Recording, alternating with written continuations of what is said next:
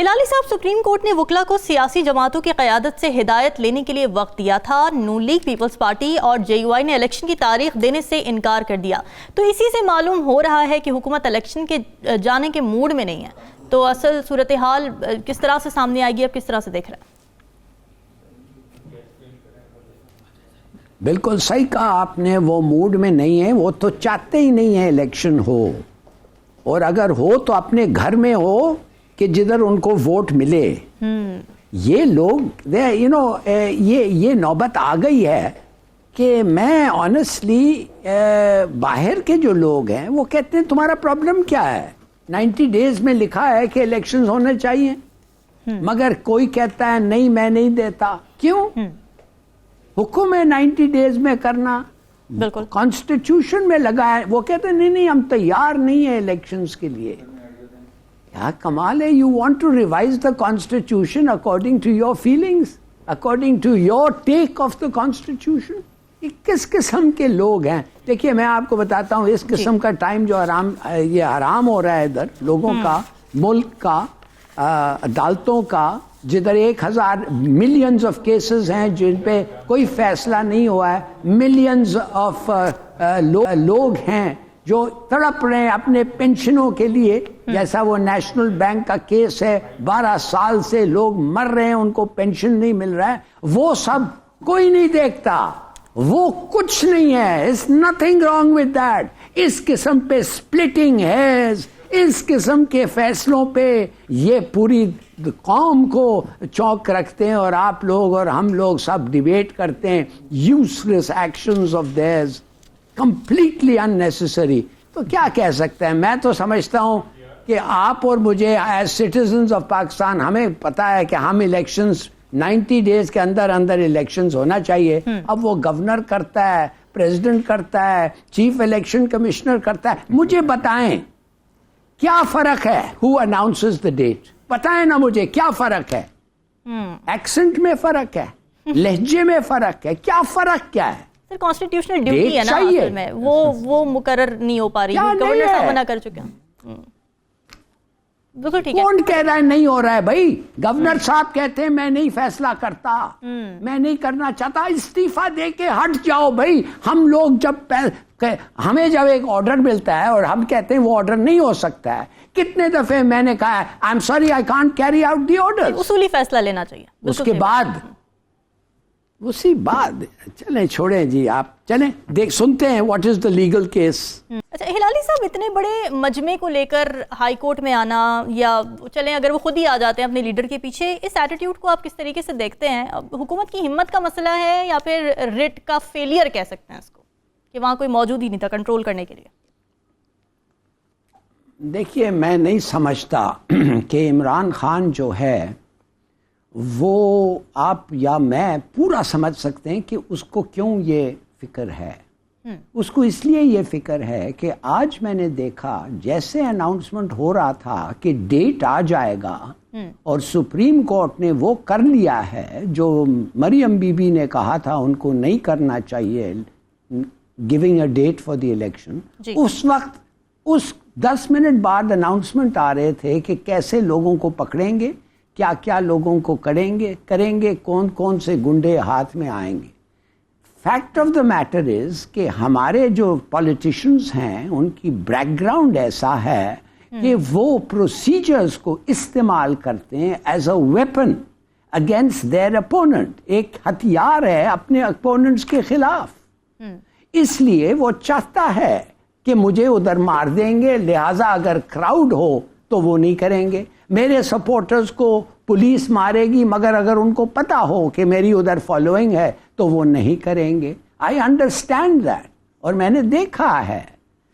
दूसरी बात जो मैं आपको कहना चाहता हूं कि 3 केसेस, 3 कोर्ट्स, 3 जजेस एक दिन, ये कौन करता है? ये how do you fix this?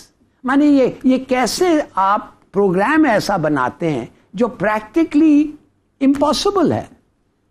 अगर ऐसा प्रोग्राम कैसे बनता है ना, एक जज को फिर आप कहेंगे मैं 2:30 बजे एक अपीयरेंस होना है, तो क्या आपने 3 बजे बुलाया, लिहाजा 10 मिनट लगता है आपके कोर्ट को पहुंचने और 15 मिनट लगेगा उधर, तो कुछ देर कर दें। Is this how you do it? ये इस किस्म की सिचुएशन है। मुझे समझ नहीं आ रही है ये कर क्या रहे हैं, ऐसे ऐसे लुजूम के साथ जाते हैं कोर्ट्स में बचने के लिए, उधर पहुंचते हैं टाइम नहीं होता। और अब आप देखिए उसको बेल निकाल दिया, लोन ये तोशा खाना का केस। पता नहीं आप इस पे आएंगे कि नहीं, मगर मैं सिर्फ आपको ये कहता हूं कि घड़ियों के साथ बात नहीं कर, कुछ नहीं कर सकते, मगर गाड़ियों को तो आप ले जाएं, नो प्रॉब्लम।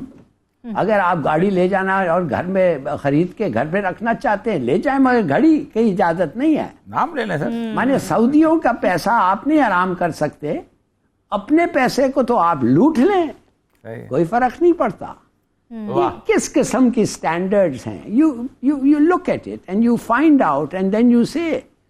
तो मैं समझता हूं कि क्या आपको मैं क्या करूं? फॉरेन फंडिंग एक पार्टी बता दे मुझे जो हर चीज के लिए एक रिसीट देता है। नहीं, आई कैन स्वेयर नहीं देता है। मैं उधर मौजूद था जब नहीं देते थे। अब ये इसको पकड़ के इसको डिस्क्वालीफाई करके इसको क्रिमिनल बनाना चाहते हैं फॉरेन फंडिंग में। अरे भाई दूसरों को भी तो पकड़ो। नहीं तो जब ऐसा लोअर विक्टिमाइज करता है लोगों को, तो मेरे ख्याल में आई मीन ये बात ही करना है इन सब्जेक्ट्स के बारे में मैनिफेस्टली अनफेयर, और जो अनफेयर है वो इलीगल होना चाहिए। बिल्कुल ठीक है। अच्छा, एक और अहम खबर ये आई कि मेसर्स रोथशाइल्ड एंड कंपनी के एक वफ्द ने गुज़िश्ता दिनों वज़ीर आज़म शहबाज शरीफ और वज़ीर ख़ज़ाना इसहाक़ डार से मुलाकात की। इस मुलाकात में पाकिस्तान को दरपेश मुआशी चैलेंजेस और पायदार तरक्की की जानिब गामज़न इक़्तिसादी बहाली के मुमकिना रोड मैप पर तबादला ख्याल किया गया। और वज़ीर ख़ज़ाना ने पाकिस्तान की मुआशी खुशहाली के लिए मेसर्स रोथशाइल्ड के मुस्बत इरादों को सराहा है। इस हवाले से ये भी याद रहे कि रोथशाइल्ड एक बड़े बैंकिंग ग्रुप की मालिक और सहूनियत की हामी फैमिली है, जिसके इजराइल के क़याम में माली ताउन को आज तक याद किया जाता है। ताज़ा खबर यह है कि आलमी रेटिंग एजेंसी मूडीज़ ने पाकिस्तान की मुआशी रेटिंग मुस्तहकम से मनफी कर दी। इन दोनों मामलों पर ज़रा कुछ गुफ्तगू कर लेते हैं। हिलाली साहब, मईशत की मजीद गैर मुस्तहकम होने की तरफ इशारा है, लेकिन हुक्मरान इतने फ़िक्रमंद नज़र नहीं आते जितना उन्हें होना चाहिए। क्या वजह है? मूडीज़ रैंकिंग की अगर बात की जाए पहले। देखिए, रॉथशाइल्ड जो है वो एक ज़ायनिस्ट है। ज़ायनिस्ट वो होते हैं जो इज़राइल की फाउंडेशन के लिए कंट्रीब्यूट किया है, और वो एग्रेसिव जूस होते हैं, और वो हैं लोग जो इस वक्त जाके फ़लस्तीन में फ़लस्तीनियों की ज़मीन लिया है। अब वो कहते हैं पब्लिकली, उनका ज़ायनिस्ट जो प्राइम मिनिस्टर है इज़राइल का नेतन्याहू, वो कहता है हमारे दो दुश्मन हैं, ईरान और पाकिस्तान। ईरान के साथ वो अभी कुछ करने वाले हैं, और उसके बाद वो उनका ख्याल है पाकिस्तान। ना मैं आपसे ये कहना चाहता हूँ, तो हमारे प्राइम मिनिस्टर साहब ने उनको रिसीव किया और उनके साथ बैठ के पिक्चर में पोज किया। अच्छा, अब एक जूइश ज़ायनिस्ट इधर से, बाय द वे, उन्होंने फिर अपना प्लेन लेके, लोग कहते हैं डायरेक्टली इजराइल फ्लाई किया। मैं जानना चाहता हूं कि आपको क्या इतना ये था कि उनके साथ बैठ के पोज करें? मुझे तो ऐसा लगता है, एम्बैरसमेंट होता मुझे कि एक ज़ायनिस्ट एंटिटी की एक डेलीगेशन एसोसिएटेड विद देम। तो जब मैंने इंक्वायरी की तो पता चला कि शायद इतना खतरनाक बात नहीं है। अच्छा। वो ऐसा नहीं है कि वो बहुत सारे पैसे लाए थे हमारे न्यूक्लियर वेपन्स खरीदने। वो आए इसलिए थे कि वो हैं फाइनेंशियल एनालिस्ट्स,